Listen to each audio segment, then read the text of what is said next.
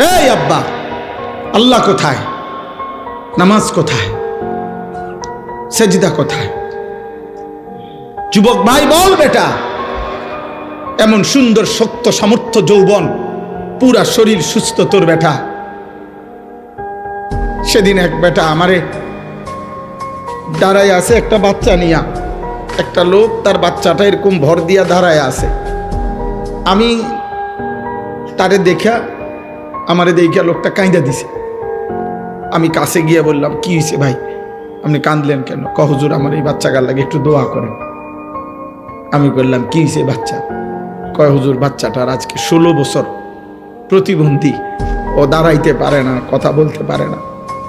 তো বলতেছে, হুজুর আমি আজকে 16টা বছর এই বাচ্চাটারে কোলে করে আমার জীবনটা আমি চালাইতেছি। আমার বিবি অসুস্থ, প্রতিনিয়ত তারে ডাক্তার দেখাইতে হয় এই বাচ্চাটারে পালতে গিয়া।